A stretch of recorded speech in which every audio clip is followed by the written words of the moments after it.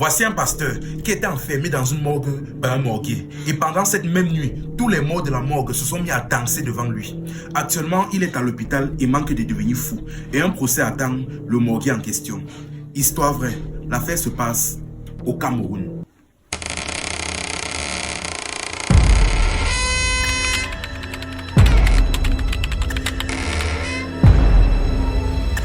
Le morguier en question a eu un dilemme avec le pasteur et prise de colère, il a enfermé le pasteur dans sa morgue. Et pendant cette même nuit-là, le pasteur a vu ce qu'il n'aurait jamais cru voir de toute sa vie. Mais bref, revenons un peu au début. Likez et partagez la vidéo au maximum la famille, que cette histoire puisse toucher le plus de monde possible.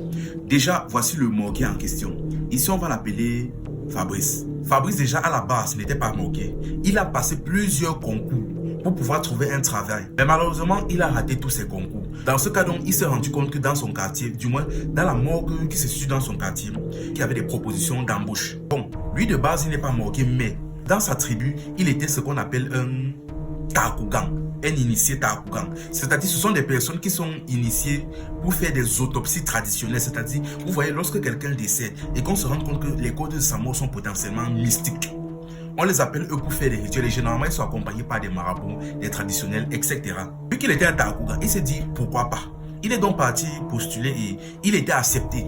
Tellement il était accepté rapidement, sans discussion, il était choqué, mais il s'est dit que bon, c'est quand même un travail de morguier. Forcément, beaucoup de personnes n'acceptent pas généralement ce genre de travail-là. Mais quand il a vu le salaire, il s'est rendu compte que le salaire était aussi élevé que celui d'un banquier.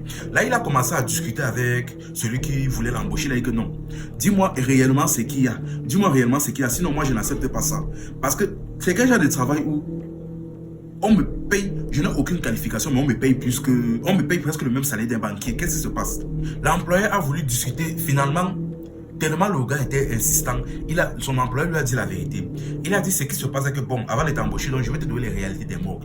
Tu sais, tout comme dans les banques, il y a des hommes mystiques qu'on embauche souvent pour protéger l'argent mystiquement. Parce qu'il y a les gardiens qui vont protéger la banque physiquement contre les voleurs. Mais il y a aussi des personnes qu'on va embaucher qui travaillent mystiquement pour la banque. Parce qu'il y a des petits sorciers des quartiers là qui risquent de faire des pratiques pour voler de l'argent dans la banque. Maintenant, tu dois comprendre que dans la morgue, il arrive que quand vous déposez vos corps là, s'il arrivait que la personne de son vivant aimait beaucoup danser, le corps que tu mets là, toutes les nuits, il va se lever danser. Si c'est quelqu'un qui aimait beaucoup jouer au ludo, toutes les nuits, il va se lever jouer au ludo. Si c'est quelqu'un qui aimait beaucoup faire la chose, faire le moubili, c'est que vous connaissez là, toutes les nuits, il va sortir, quitter la morgue pour partir draguer les femmes, faire les choses. Et donc, plusieurs morguiers qu'on a eu à embaucher, après avoir découvert cela, se sont enfuis. Ils ont démissionné, se sont enfuis. Certains même ont démissionné le même jour. Là, actuellement, nous sommes à court de main d'œuvre. Vu que dans ton CV, tu as dit que tu étais un Takugan, là, franchement, on compte vraiment sur toi. Bon. Cédric de son côté maintenant était un peu choqué, mais il a accepté. Vu qu'il était un Takugan, il y a quoi qu'il n'avait pas déjà vu. Il a donc commencé à travailler et tout s'est plutôt bien passé. Et exactement comme son employeur lui avait dit, chaque nuit, il y avait des morts qui se levaient pour danser. Certains sortaient pour partir draguer des femmes. D'autres, exactement comme son employeur lui avait dit, chaque nuit, il y avait au moins un corps qui se levait pour faire quelque chose. Mais bref, il a continué à travailler ainsi pendant plusieurs mois au point où il est devenu ses gardiens en chef, quelque chose comme ça. Ou morguier en chef, je ne sais pas. Maintenant, un jour, un apprenti a été pris dans la morgue. Sauf que l'apprenti en question, on avait oublié de lui expliquer les choses, un peu comme on avait expliqué à Cédric, ainsi que certaines règles à suivre. Au début, il a bien travaillé, il n'était pas encore tombé sur le surnaturel. Un jour, donc, Cédric, qui était son encadreur, est sorti pour aller faire une commission là. Il a donc laissé la charge à son apprenti. Quand son apprenti de son côté, tout s'est bien passé. Il n'y avait aucun problème. Sauf que dans la même soirée, il y avait un mort qui était censé être déféré. Je ne sais pas si je dois dire déféré le lendemain. La famille était censée venir récupérer le corps pour qu'ils amènent le village pour faire les funérailles et vice versa. Sauf que pendant la même nuit là, normalement dès qu'un mort est sur le point d'être déféré, ou du moins lorsque la famille est sur le point de venir récupérer, la règle est qu'il doit être enfermé à clé dans le boîtier afin qu'il ne puisse pas sortir pendant la nuit. Mais malheureusement, l'employeur n'était pas au courant de ça et pendant la soirée, il n'a pas fermé. Il n'a pas du tout fermé la porte.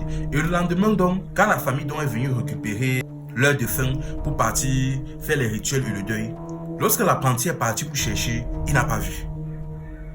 Il a cherché, tourné, fatigué. Finalement, il est parti tant bien que mal expliquer la situation à la famille. La famille aussi, de son côté, ça a commencé à faire du bruit. Pendant ce temps donc, Cédric n'était pas là. Tellement ça a fait du bruit, la police est même arrivée. Tellement c'était chaud, l'apprenti a sorti son téléphone pour appeler Cédric, le morguier en chef. Dès qu'il est arrivé donc, il a étudié l'affaire, il a dit que non, ce n'est pas grave. Il s'est mis devant la famille, tant bien que mal. Il a dit, ne vous inquiétez pas. Je vous promets qu'au trop tard, d'ici demain, en tout cas avant le début de votre voyage, le défunt sera de retour. Regardez que la famille était un peu surprise, ils n'ont pas voulu le croire. Mais il a insisté que ne vous inquiétez pas. Ce sont des choses qui arrivent souvent. Vous savez, je travaille ici à la morgue et il y a des choses franchement pas très claires qui arrivent souvent.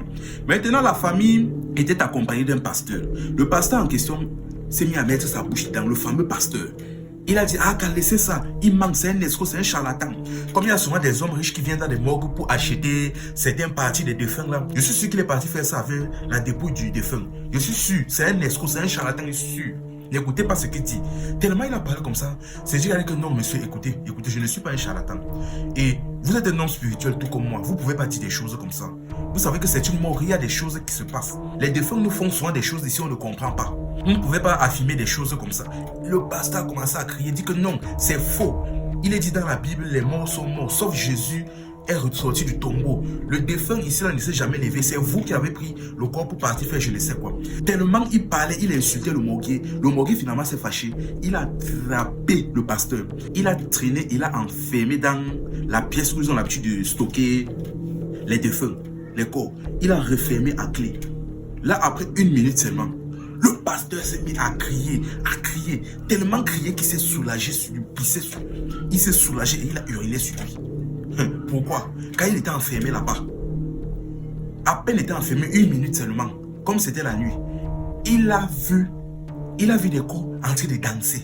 Il a vu d'autres jouer au damier, d'autres jouer au ludo, d'autres même s'amourachaient, d'autres étaient en train de causer, de discuter.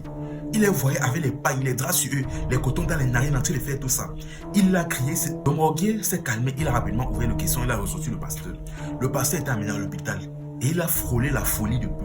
Actuellement, il a attenté un procès contre le morguier qui est encore en cours. Là, je ne sais pas comment ça se passe là actuellement. Juste, il est venu mettre sa bouche dans ce qui les dépasse. Enfin, bref, la famille. Juste pour vous dire que la morgue n'est pas quelque chose de simple. Il y a certaines choses qui se passent souvent là-bas. Donc, quand vous voyez souvent un morguier et qu'il a déjà peut-être plusieurs mois ou plus d'1 an dans le métier, sachez que lui-même, il n'est pas simple. Il a déjà vu et vécu des choses. Enfin, bref, la famille. C'était un faux amusement. Ici, on s'informe et on s'amuse.